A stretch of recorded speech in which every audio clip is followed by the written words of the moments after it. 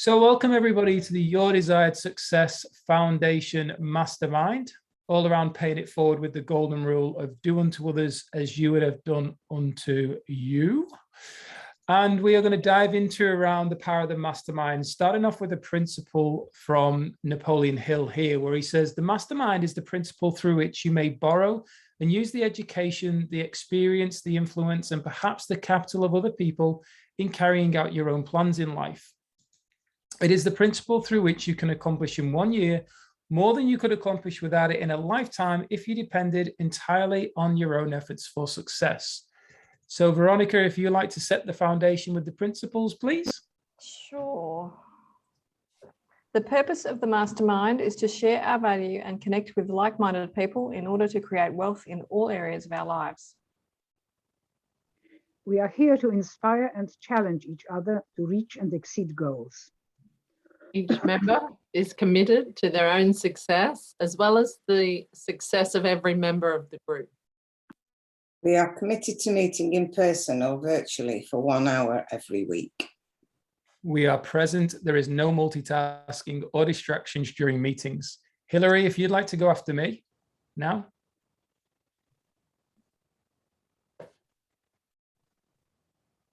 Or maybe not. Hillary? Sorry, I was on mute. I said it and I'm on mute. Sorry. We are collaborative. We listen without interrupting, lecturing or judging.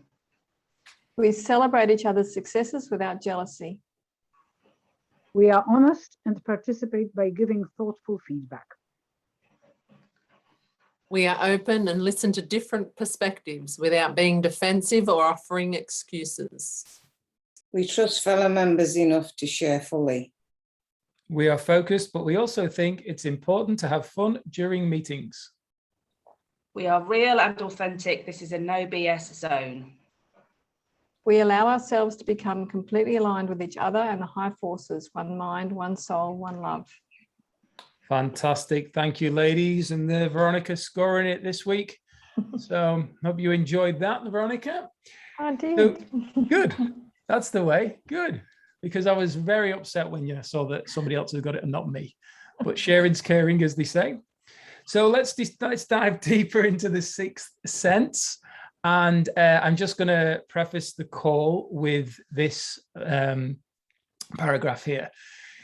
The sixth sense, this is where the entire philosophy of Think and Grow Rich culminates. Achieving a complete understanding of the other 12 principles prepares you to receive guidance from an infallible source, namely infinite intelligence. When you're receiving guidance from this source, it's almost as though you develop a sixth sense that guides you with unerring accuracy to take the steps needed to manifest your desires. Napoleon Hill introduces the idea of a secret in Think and Grow Rich that once discovered and applied will literally sweep followers off this system onto success. So I am curious, and hello, Hillary, lovely for you to join us. Yes, sorry I'm late. Yeah, it's been a bit of a mad morning, but I might have to dip out early, but well, I made it. Yay. Good on you. Good on you. It's great to have you with us. So I'd really love to hear, first of all, what was received through the chapter or what you're aware of the sixth sense, especially because in the chapter, Napoleon touches on subconscious mind, touches on auto-suggestion, and also touches on infinite intelligence. So two people that came to mind straight away when I was reading this chapter was Veronica and Carly.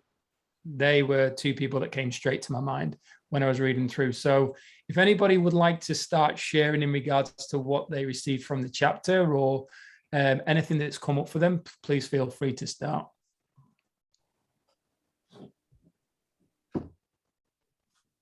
Oh, well, Carly, you want to go? No? All right. I can go, but I haven't read the chapter yet. I'm only up to chapter 10. and I couldn't remember which one was tonight without looking. So I've been a little bit busy. But for me, it's always trusting with whatever's come to me first. Like, I don't doubt it. I just go with it. And normally it's whatever I've gone with. It seems to be perfect. So I just trust. Yeah, good. So that, would you say then that's, because this is what I was feeling throughout, would you say that's around intuition then? Yeah, like I'm following my internal knowing. Yeah. But I'm trusting my internal knowing, and my internal knowing is one with the entire universe. So it's like I'm trusting the universe, I'm trusting my internal knowing, and I just do what I'm guided to do. But a lot of the times it's in the middle of a healing. So okay. where I'm fully surrendered. And is that a healing for you or a healing for somebody else? Both. It takes place for you as it is for somebody else as well. Yeah. Yeah. Yeah. Yeah, beautiful. Thank you. Yeah. Has anybody got any questions or anything coming up from what Carly was sharing then? No, I think it's wonderful if you can reach that. For Carly, it's wonderful that she has reached that stage. I have, for many years, I've been going forwards and backwards with that. There are moments when I say, yes, that's it. And then something happens and I get down terribly to earth. I'm a very earthy person, so that's the problem. I think that's my obstacle in that. It's not the faith that I lack. It's just that some doubts come and it's not always easy to disperse them. But what I find interesting is that I got it wrong, and I started reading the last chapter because yesterday in one of the masterminds I was reminded of the important thing of faith and fear. And in fact, in the last chapter, he says that you can't really function very well with your intuition as long as your fears are still in place. So you need to deal with your fears first. Yes, and so probably that is what has been, I realize that has been probably stopping me from time to time. But I do wait for right moments when I feel right. That's, for example, I haven't had a vaccination because I'm waiting for the moment when something in me says, yes, you have to go now. It hasn't come yet, but I hope it is coming. Maybe, I don't know. Anyway, so that's it. It's the fear that stops the intuition and the knowing, the internal knowing Callie was talking about.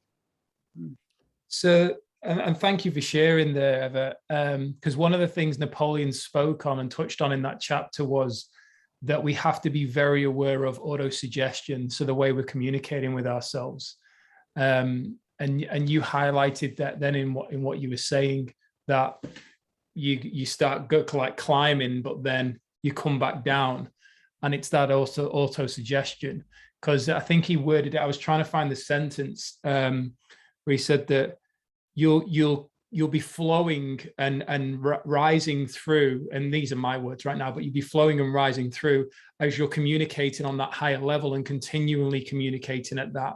So we start looking around at these people who maybe positively influence us, at the way that they communicate with themselves, the likes of what we see on an outside, the likes of Tony Robbins.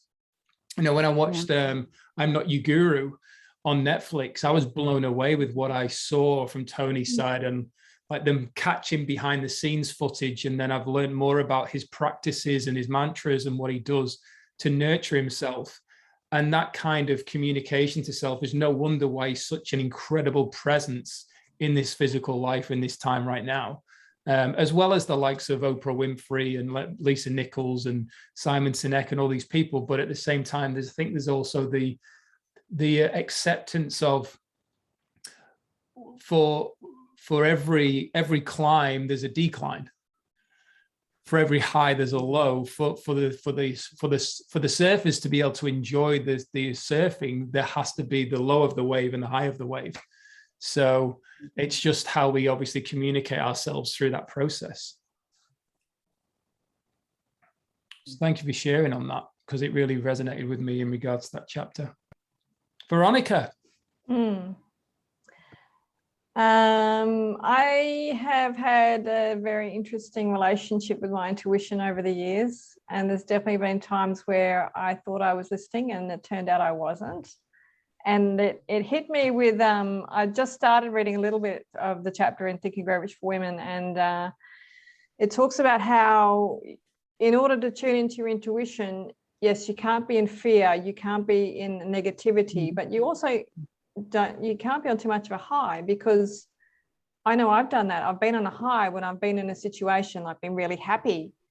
I've met someone and I'm really happy, and I've just happened exactly with my business. I was really happy with them and we were just ecstatic and we were having a great time together, but she was the wrong person for the job. And I didn't see that. And even my coach at the time, which was Gary's Australian partner, he was trying to warn me, but he did it so subtly that I didn't get it. So yes, to receive the intuition, I find that the best way for me to receive that is to actually, I consciously need to practice meditation and breathing and being in the moment. I need to practice these things to actually be able to tune into my intuition. Yeah, that's a really interesting one there, and I think it really amplifies the law of polarity in regards to the high and the low, and finding that balance and just coming into that space. Both can have both can have, so in the negative is a positive, and in the positive is a negative, as we know. So there's never just one. Yeah, trusting the polarity, Carly, absolutely.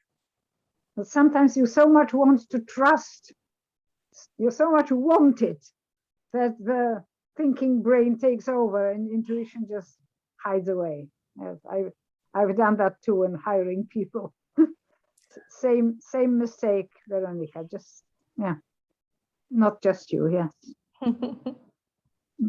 What from the side of, as I mentioned, Veronica, when I first got into this chapter, and it touched on the subconscious, and the connection with the sixth sense.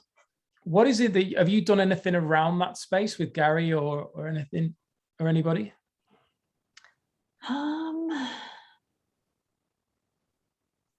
We haven't really spoken about them as one unit, but I do know from reading that I've done about we actually have three brains. We have the brain in our head, the brain in our heart, and the brain in our stomach. And it's about tuning into all three of those. And even your physical body, I mean, the horse course I did on the weekend, you could pick up on what the horse was feeling by just looking at things, even like the hair or the ears or their tail. Just you could physically tell what they were processing. And we do that too. We actually physically need to pay more attention to what's going on with our bodies as we're doing things. And one of the things I read was that we make up our mind before we're even aware of it. We have made our decision before we're aware of it, and then we use our logical brain to actually explain it away. And our logical brain will just find the excuses to make that decision right, whether, and we can find any information that we like. And that's what's happened on the internet these days, is that you can find any information that agrees with your point of view. Yeah. Yes. Yeah, that's we've joked about over the years of how the second brain being in the gut, and the joke has been, you'd argue that some people's brain is actually in the backside. But you know, when you you know, when you kind of look at them like, but I suppose at the same time, there's people who would probably jump in on this call and go and think we're all crackers with the communication, and that level of that evolving state where I don't think I shared this last week, but when I got introduced to Think and Grow Rich, I was it was 2013, and the guys who introduced me to it it was with a network marketing company, and the guys who I was introduced to it by were all like 25, 26.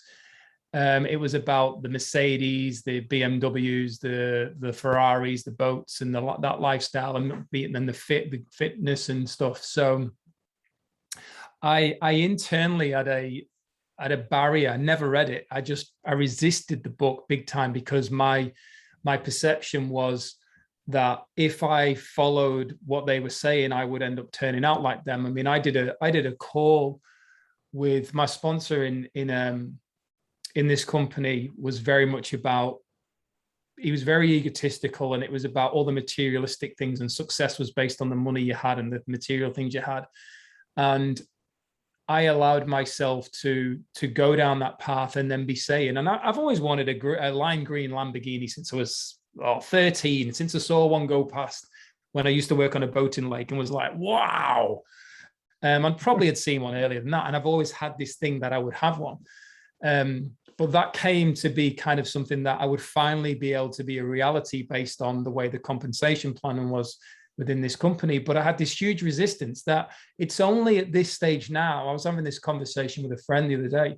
It's only at this stage now in my life that I'm able to see what success actually is. And it's a different definition for everybody. But for me, it's being the better version of who I woke up when I go to bed. So that to me is success. Now there's all different levels. There's, you know, success of being able to travel around Australia. That's success. There's all kinds of different things. I suppose really, if you wake up, that's a bloody good level of success. So it's, you know, that's a good start. So there's all these different parameters, but and areas.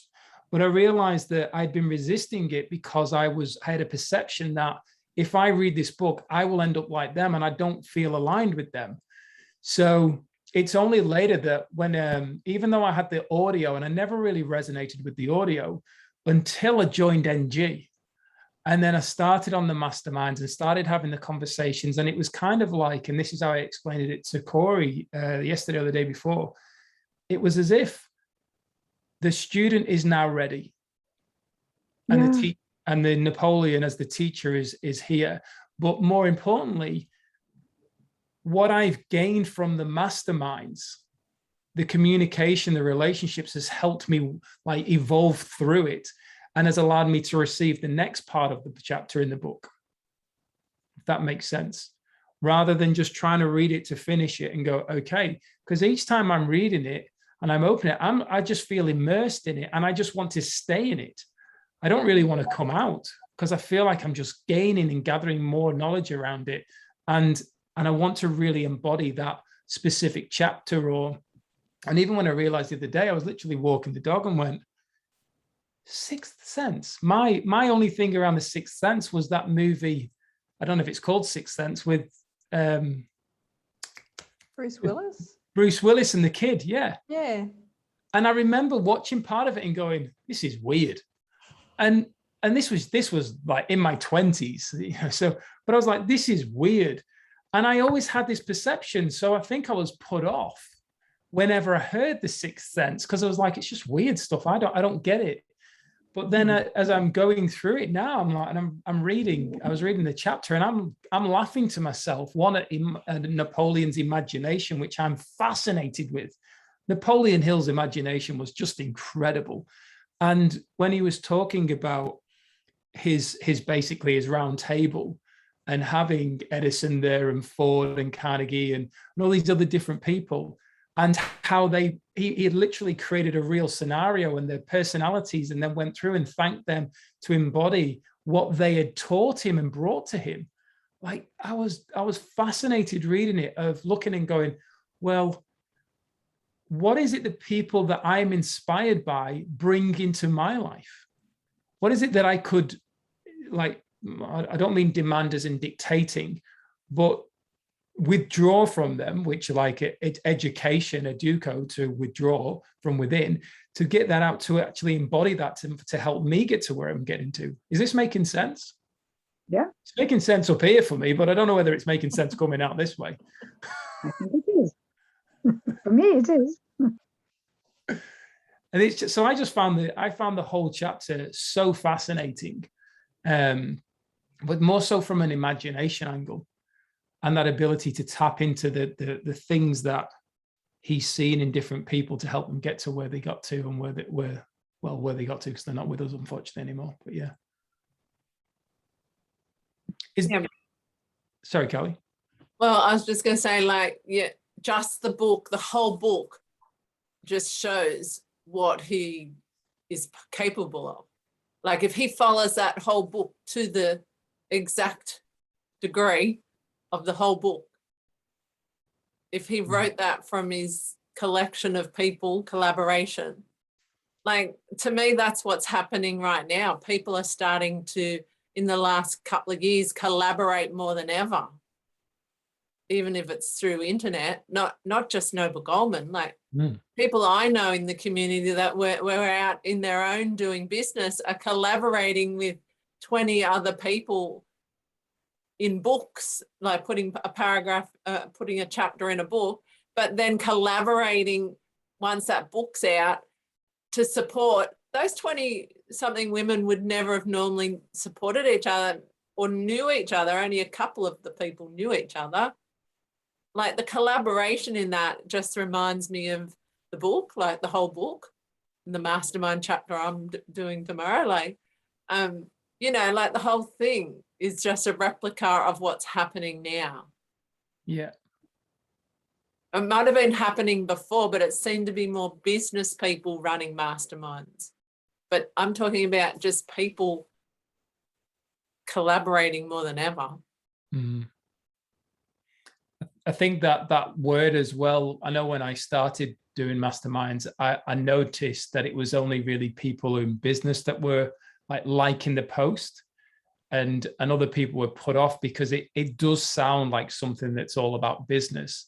But then at the same time, when if I post a picture of myself on the beach or off somewhere traveling, I might get 100 likes, but I post something that's actually of value to somebody else around personal growth, and there's just tumbleweed. You know, there's only a handful of people that actually see it and engage on it, and that's fine, but it just goes to show where we're at.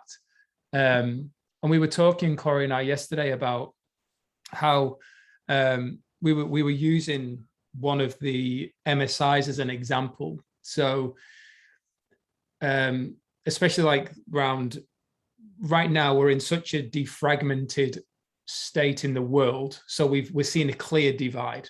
I mean, the jab, for instance, is creating the clear divide, whether people are going to get it or not get it. And, you know, some people's attitude is, if you don't, remove yourself from my friends list. And if you do, remove yourself from my friends list. I mean, you look at the actual angle of, do you really love other human beings? If somebody was to say to you, are you a good human being? And you said yes. And then you said, well, you've actually just told a load of people to get off your Facebook because their decision doesn't align with what you want to do. So then you don't respect the other person, and therefore you're not coming from a place of love, and therefore you're not being a good human being. But they will believe that they are. So we were talking about how defragmented the world is right now, and why we're seeing such in a way, a mass of people going in this, like, let's say, spirituality and collaboration and openness. But then there's a mass of people that are going completely the opposite way, which is a shame. And we all know that we're going into the 5D. So there's this shift that's taking place, and there's going to be a level of fear that's coming up and uncertainty. And we see all this kind of stuff, especially when we go into lockdown and everyone starts worrying about toilet paper. I mean, when you look at the state of what fear can do, because I'm pretty confident if we went up to arguably every human being and said, would you go up to somebody and punch somebody in the face to get the last bit of toilet roll? I'm pretty confident everybody would say, don't be stupid. Of course I wouldn't. Why are people doing it then? Because it's a state of fear. They're being taken over. And it was really interesting when we were having this conversation, because we were talking about how people and the world that's been created has been one that's out of balance in nature. So right now, when we look at the universal laws, there's things that are taking place, like around the ease of getting money. So buying a Bitcoin for maybe, $5,000, and all of a sudden it's worth $60,000. Like all these things that, and they're not people aren't having to do anything. People aren't having to do anything to earn money. Like there's with some of the investment things. And you look, and we were having this discussion, and I said, it's really alarming and concerning, because I feel a lot of this is literally going to go bang overnight. Because the nature, the power of nature, she is ready to create balance, and we're out of whack. So right now, while it's firing, and this is my opinion, this, that I'm not putting this on any of you to say if you agree or not agree, but so out of balance right now that there's going to come a tipping point where it has to go the other way to try and balance out. And it was really interesting here, even like around Bitcoin, we were having a chat with Beth's dad, and he's been in gold mining for most of his years. And he said, what's a Bitcoin worth right now? And I was like, I've got no idea, but let's just say 60,000 US dollars. And he said, it's not worth that at all. And I was like, okay, why? And he said, it's only worth what somebody is willing to pay for it, because it isn't tangible. It's nothing real. So unless if you don't have a buyer, it is not worth the money. So who right now is buying Bitcoins for $60,000? He's like, who is? Only people that have that money and are willing and are hoping it's going to go up. But the reality of it is it's such a delicate space, because there's nothing tangible. So it was really interesting to hear about it, because I didn't even think about, if there's no buyer, it's actually not worth anything.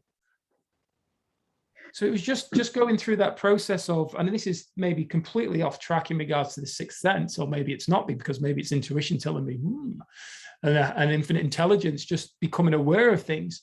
But it was really interesting, that conversation we were having, and then just how everything that we've been diving in. I know, Eva, you've come in later on in regards to a lot of the masterminds that we've done together. But when we went through all the universal laws, I'm going, this is totally against these laws. And Corey in particular said, don't worry, mate, nature will balance it right out. And these get rich quick schemes or anything like that, they'll just disappear like they have in the past, because it was out of whack. Yeah. But interesting what Napoleon says in the last chapter is that he thought that fear was responsible for the Great Depression, that it was everybody feeling so terribly fearful, and that is what caused it. That's the way he sees it. So that's also very interesting. If we feel this kind of fear, this is what happens. And that was covered in Outwitting the Devil as well, where the devil said, I control 98% of 100 people, 98 out of every 100 are in my control. And all that I have to do is, he said, like, even when the devil said most people go, when they pray from a state of fear and lack. It's like, oh, please, I need this, instead of actually demanding from confidence that this higher power is going to give it to you. It was all of, oh, I'm not worthy, I need this right now, I'm in this problem. And he said, once I've got hold of them. And it's that thing of creating that constant, even when you look at the church side, and this isn't anything against the church, but look at what the whole focus is. Don't walk the path of the devil. So I've got two friends of mine, well, one friend and his girlfriend. And then I questioned that we were right in the middle of Outwitting the Devil, and I was just thriving on it. And they're really into the Christians, they're really into the church. And I said, do you believe that there is a a devil within you, like a devilish side within you? And like, absolutely not. I'm just full of God and all the love and everything. And I was like, well, that's interesting, because everything's a law of polarity. So that there has to be the opposite side. So there has to be something in you. And no.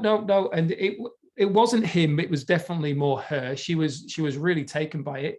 Yet she was extremely rude to him, really bullied him, and spoke extremely ill of him, and is now coming back and she's doing an incredible thing. She's actually gone back and she's forgiven. She's asking for forgiveness for all these areas. But to turn around and said, there is no part of me that is aligned with the devil, like in control of the devil, or the devil's in control of me. I just found really interesting how her certainty, but then her actions did not show that at all. And I think there's a level of fear there of, but I'm with God, I can't be with the devil. And it's that thing of, oh, but I don't want to go there. And they create this fear, and then it's that auto-suggestion, and it can pull you in. Yeah, because I hope no one else wants to talk, because every thought has a polarity. So for me, I'm sitting in, I don't know, whatever polarity you want to call it, judgment. And then there's the other one, love. But the thing is, judgment's still needed. It keeps me discerning that I'm safe in the moment and to get out of that situation because it's not safe. And I've judged the situation to discern whether it's safe. Like, but judgment is so negative. Yeah. So you've got to have those polarities, and then you bring it into what you feel is your acceptance around judgment, because judgment's needed, just like anger's needed. How would you know where the boundary is for your inner child if you don't know how to tap into what's making you angry? Or, you know, they're all needed. There are all the polarities, but they're needed. And at one point in your time of emotion, anger comes up. When you check into that, there may be joy underneath, sadness underneath. Without you having that anger, you wouldn't check in with yourself. You'd just go along in this peaceful thing, which is great as well, because we're all aiming for peace, but we're in physical bodies. We're going to have snippets of all of the polarities, and we're learning to accept them all. And then when we do, we are in full alignment with infinite source and acceptance of everything. Yeah, beautiful. You're so good with your words, Carly. So good with your words. Thank you. Anybody else? Veronica, are you muted? Yes. I saw Eva was going to say something. No, I was just, because you were talking about all those polarities, and I looked at the self-analysis test at the end of the book. And these questions, there are so many questions, there are pages of questions where you actually analyze yourself and look at yourself. And at the beginning I thought, oh, no. Then you start reading and it all starts making sense. It all starts making sense. It's amazing. Yeah, amazing. When you think when he did it, such a long time ago when he wrote this. Yeah. Of course, there are certain things, you know, that I like more in the book for women, because they just, you know, I feel they apply more to me. But he was brilliant. He was brilliant. And when I think that many, many years ago, I got the book and I hated it so much that I threw it away. Yeah, I did. wow. Just what is this? I love that, Eva. That's just the polarity in that expression just then. Like, how beautiful. Yeah. See you, Rosa. Take care. Like your expression then of you throwing the book away is the perfect polarity of then picking it back up and accepting where you are in the polarity. Like, I love that. Like, why not throw it away? what was the benefit in that? Like, it gave you an opportunity to come back later and really appreciate it. Yeah. Beautiful. True, very true. and also something that I really had enormous problems with until the other day, thanks to brilliant Mastermind and Lisa, and we were talking about my horrendous resistance towards reading one thing over and over again. It's been such a big issue for me. You know, I look for new things. You know, oh, another book and another brilliant film and another program on YouTube. And until Antje, I think, said, and Lisa, that they both felt the same resistance. But once they started reading, you know, the third time, fourth time, it changes very much, and you really get into it. And this is something very new to me. That is really very, very new. It's also, I suppose, lack of patience. I know that, you know. No, I don't. Actually, Eva, that kind of triggers me to the question that Martin was asking about the relationship between the subconscious mind and the sixth sense. And it is like you will reject things when your subconscious mind says you're not ready for this. Yeah. Yes. Yeah, Yes. wow. Think of how many times I've actually rejected things that maybe right now are like, wow, I wish I'd had that all that time ago. But like you say, you weren't ready for it. Mm. Yeah. Very many times. It's actually interesting how many people I've spoken to and asked, have you read Think and Grow Rich? And they've said yes. And I've asked, well, what are you implementing from it? And they're like, nothing. and even like with the Mastermind principle, the relationships that have been created, the growth that's created, the communication that's been improved, all of these aspects that are really essential for surviving and thriving from a point of in regards to, well, in this world, from a point of relationships. The Mastermind principle in particular has just had a huge effect on myself. And I look and think, if that was the only thing that people took away from it and started implementing, how much they would grow organically in that moment, like of just being on and not necessarily facilitating, just being on the calls. It is interesting. And like some people, I'm pulling out off the shelf. Oh yeah, I've got it. And it's kind of like a trophy. I've got it. Here's my trophy. And I'm like, yeah, but throw it away then if you're not going to bloody use it. It's no good. But it's interesting what you said there, Eva, because I've actually been the opposite. I'm the kind of person that listens to the same audio over and over and over again. It drives Beth insane.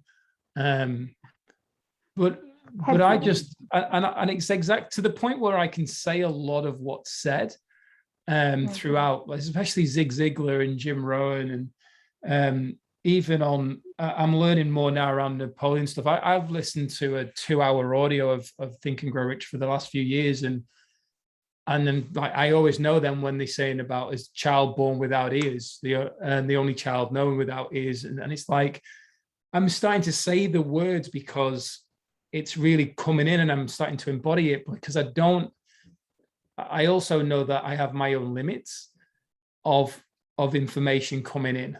And for me, it's very important to actually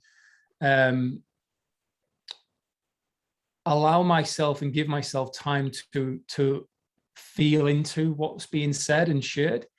Right now, we were listening to Simon Sinek of Leaders Eat Last when we were driving down the coast. And I was saying to Beth, I want to create a webinar that introduces the power of YDS, Your Desired Success, from an angle of vision, And from an angle of, it's not about the tools, it's not about what's in the software, it's about the vision and where we need to go as humanity and why we're coming together and working together and supporting each other. And next thing, she downloads, no idea, but she downloads Leaders Eat Last, and we're listening to it and we're both like, wow, I could create the webinar from this content. And last night when I was I woke up several times last night, and every time I woke up, it was like these moments of what I would class as brilliance, because I'm like, wow, that would be amazing to put in the webinar. So there's all this stuff that's happening right now that's coming in, and it's like I woke up with John Lennon talking to me. I woke up with Steve Jobs talking to me. And I'm getting all this inspiration that's happening, because I think for the first time, I feel this is the first time I've ever done it. I've not dived into it and said, I've got to get this finished. I've actually put it out there. And I knew what I wanted to create, but I didn't know how to create it. I didn't know the plan. But because I was clear on what I see, and I'm inviting everybody because it's not my webinar. But because I've let go of it, these messages and these people, you know, whether they are coming into me and it's through my imagination or what, they're coming in and saying, put this in. This worked for me, put this in.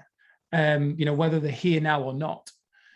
And I'm just so empowered, but I kind of like, I'm in a catch-22, because I want to start going and moving forward with it now, but I'm also feel like I'm being pulled back in case there's more stuff ready to come in. I'm thinking it's only supposed to be a 20-minute webinar. Where do I draw the line? It is a challenge. Yeah, it's definitely interesting around that. But maybe that's part of the sixth sense. Because I realized when I was saying it to myself and went, hang on a minute, I've been on about the 5 senses, but maybe this is the one. And I know Napoleon said, once you've mastered the 12 principles before here, it will happen. But I'm like, wow, I've had this resistance to the 6th sense, but maybe it's now time to open that door and allow it all to take place. Or maybe it is unconsciously taking place and I'm not aware of it. Maybe it is. Sorry, Callie. Oh, I was going to say, I reckon you've been like that for the whole time I've known you, even if you're not aware. Well, it's funny you say that, because on one of the calls, we actually said, what is it we bring to a call? I think we said. I think that was the question. What is it? What is your main thing that you bring? What would you define yourself as doing? I'm sure we brought it to a call. And when we were doing the YDS round table, we were trying to, like Lisa said, I'm the mindset alchemist. We were trying to now bring it down. And I was talking to Corey about this a couple of days ago, but I was also talking to Beth. And I said to Beth when we were away,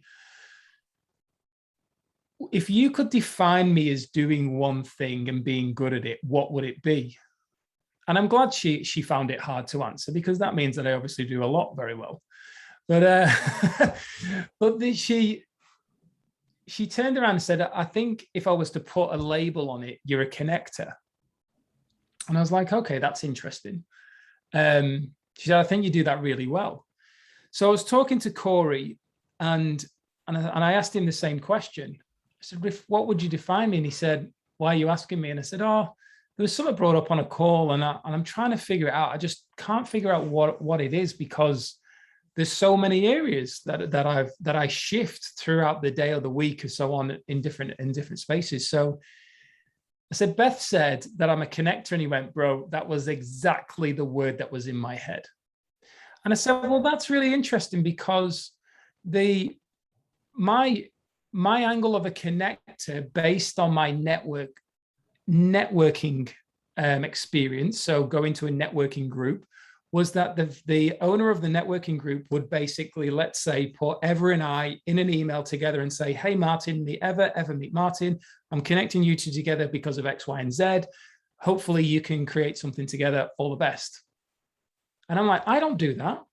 So that was my experience of a connector and what my belief was what a connector does. And as I was saying this, I was like, hang on a minute. I do a lot of this unconsciously because all I want to do is help people. And I wasn't aware that Beth said, what about NG? You're connecting people into NG to help them get to where they want to go. What about with the compliance training that you just organized? And you've got all these thousands of people have come through the funnel to watch the training. You've connected all these people with the compliance officer.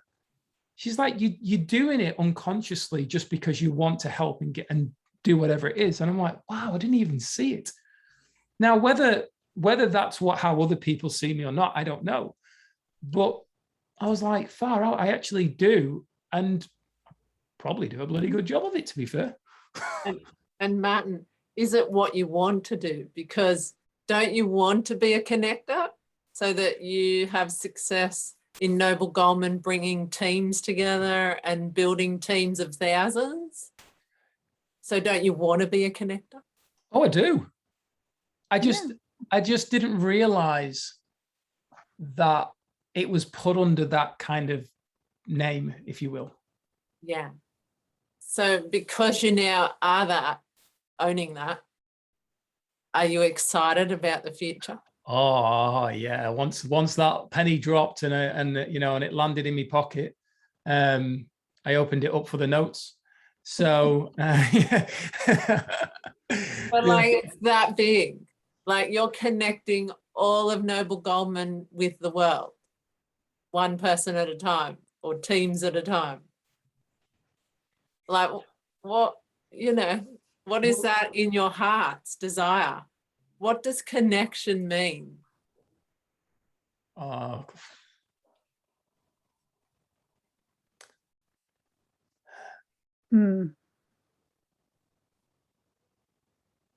you really connecting to when you connect me to Veronica, to Eva, to yourself? What are you really doing? What is the source of connection? What's it make your heart do?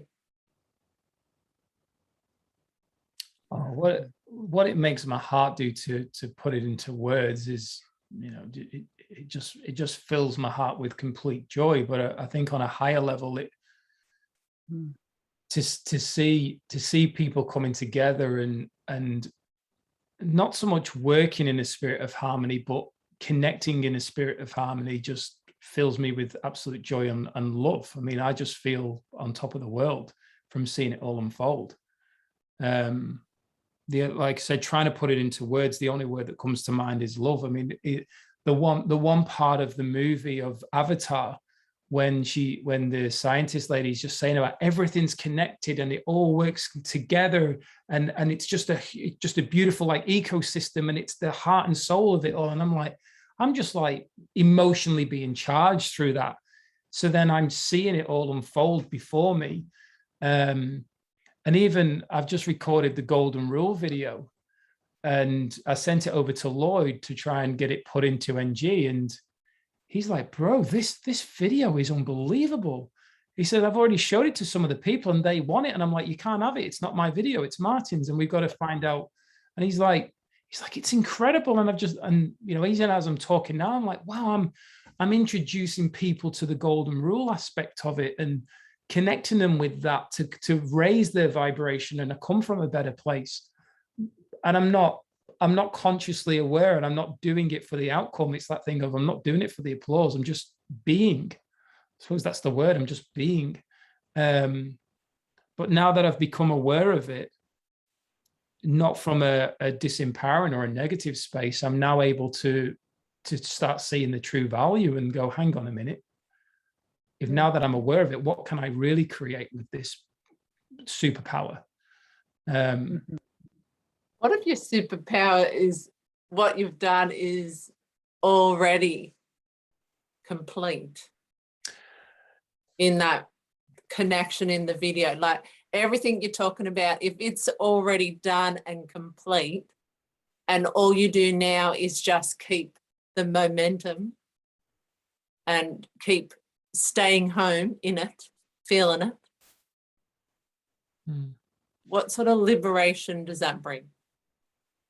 Well, there's straight away a challenge that I'm not doing something. I'm not creating more. But what if you're in it and you're creating more by being in it? Yeah. In the momentum of it, but stay home in here. In the feeling of it. Yeah. I think then, or I feel that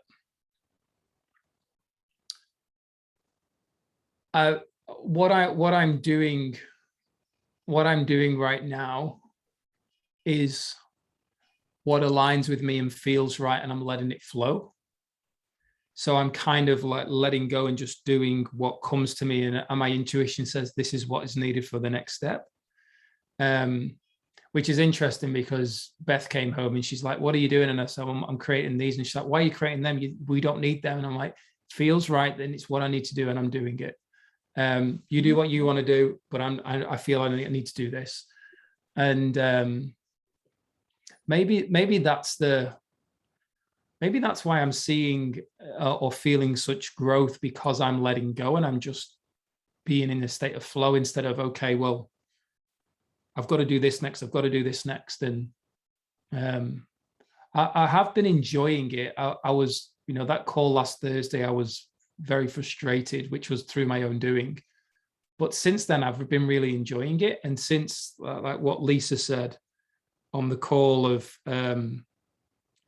sending Mark gratitude, and I actually sent him a message of gratitude, and I've sent him it from my side here, just energetically, and it's really helped me shift, and I think that's been a big thing, not only for sending it to him, but also what I needed.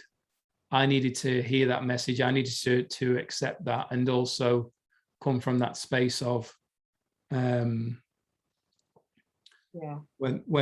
there's the angle of I'm an empath, that, well, are you an empath all the time? Or just when it suits, just when it feels right? Are you a leader all the time, or just based on what your definition of leadership is? Are you a leader all the time, or just when it suits? So that's been really resonating with me a lot, and just letting that go, and then look into things and go, okay, well, that's happening. I can step back and accept that, forgive myself, forgive whoever else, and move forward. But I really feel and that I'm in a really balanced flow right now, and I'm letting go. Even and I'll give you an example of this, just to really probably magnify it a bit, if you can magnify a bit, I don't know. But when I created the desire that I think you've all heard, and I came up with the numbers, and I created the plan. The plan, when I created that desire, as of the beginning of August, meant that I needed to enroll, and I knew that I wasn't going to do it every day, but it meant that I needed to enroll 14 people a day into the vault. Oh my God. Now, wow. Sorry. Now I haven't enrolled anybody into the vault, and we're now at the beginning of September. So I've lost 31 days. So now my the accountant with us in the room can do the math, but now it's probably gone up to about 19 people a day, something like that, possibly. But it's probably gone up more, but whatever it is. But I'm also, there would have been a time where I attacked myself and beat myself up for that. And yet I've been able to take a step back and accept that everything is happening in its divine order that it's supposed to happen. Mark hasn't created the membership portal right now because of a bigger reason. And that doesn't mean that I still can't achieve my burning desire of what I intend to do. It just means that those numbers are going to be bigger. And because of them being bigger, it will help me realize my true value. That's what I've been receiving whilst I've been letting go. I love that. That's amazing. Beautiful. Yeah, thank you, Callie, because you really helped draw that out as well and make me just be consciously present with it, even though I've had moments, but that's probably the most I've spent really sitting here and just being in it. Thank you. Incredible. Ladies, it's come to the hour. Is there anything you'd like to just touch on before we leave, or are we all ready to go? And I have a completely different kind of question, Martin. When I finally get myself together and invite somebody to join, what kind of invitation key do I need to give to them? So you'll have your own affiliate link. Do you mean that, the secret key? Well, I think, I don't know. Do I need, if for example, if I manage to talk to somebody finally, and we'll just pull you up there, Eva. When you manage, not if you manage. Yes, when you manage. I thought I said when. Yes. Do I need anything except just tell them to come if there is? Yeah. So what you will need to do, and it's interesting you've asked this, because today, talking about go following your intuition, today I was completely compelled to go and create how-to videos on everything around the current NG membership site. So I've covered it as an NG free member, an NG Gold Star, and an NG Vault, just for now to help people through. So the video that is there will make sense. But what I'll just show you now whilst we're here is when you log into your NG back office. Can you see that right now? Yes. So when you log in, if you go to this Archer's scoreboard, the circles. Score, yes. And click on scoreboard. Yes. It will then load, and this here in blue, your secret key, that is the link you would send them. Okay. Okay. So wonderful. Thank you so much. You would click on copy and you would send them that link. Okay. So in the video, I explain how to do that. All right, wonderful. Well, that's what I needed to know, because high time I start thinking about that. Don't share the same link as what Julie sent to you, because that's her link. Okay. Yeah. Yes, it's so much easier to be preparing other things and writing books and doing things like this, you know.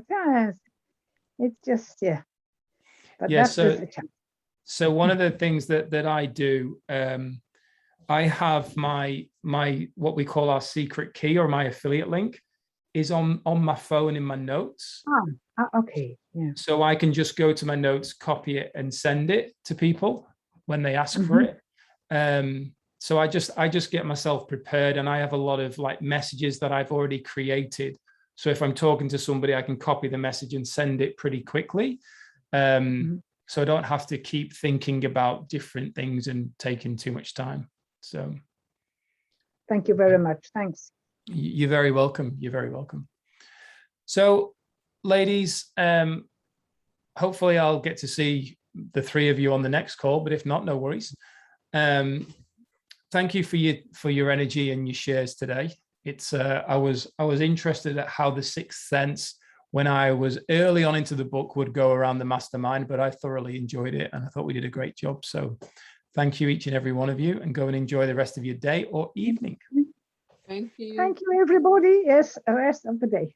Bye-bye. Bye.